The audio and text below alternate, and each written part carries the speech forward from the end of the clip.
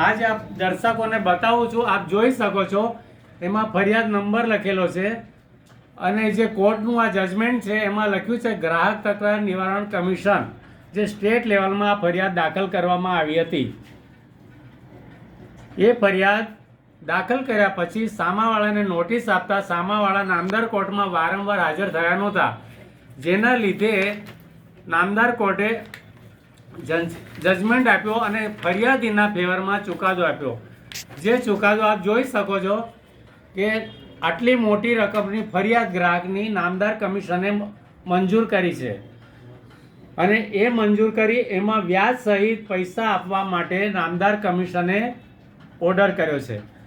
એમાં ખરી રીતે જોવા જાઓ તો આ ઓર્ડરમાં સ્પષ્ટ નામદાર કોર્ટે લખ્યું છે કે 85,46,000 આપ જોઈ શકો છો 85,46,000 રકમનું મશીનની ખરીદ કિંમત હતી, જેમાં ફરિયાદ દાખલ કરી હતી તારીખ 12/4/2023।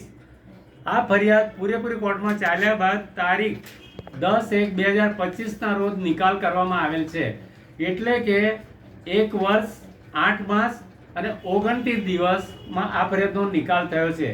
જે આટલી મોટી રકમ વ્યાજ સહિત ચૂકવવા માટે નામદાર કમિશને ઓર્ડર કર્યો છે અને આ રકમ 30 દિવસની અંદર ફરિયાદીને ચૂકવવા સ્પષ્ટ નામદાર કોર્ટે લખ્યું છે।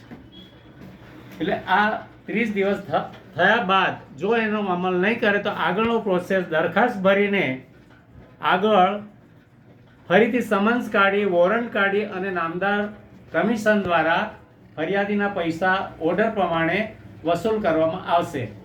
ખરેખર આ એક ગ્રાહક અને વેપારી પ્રમાણે આ એક ફરિયાદ કન્ઝ્યુમરમાં આવે છે, આપણે ગ્રાહક છીએ એના માટેની ફરિયાદ ગ્રાહક સુરક્ષા કોર્ટમાં કરી શકાય છે।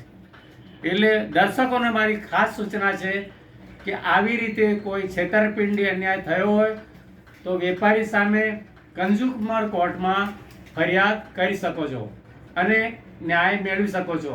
આના માટે સંપર્ક કરવા પણ વિનંતી છે અને આપણે પણ જાગૃત રહેવાની જરૂર છે।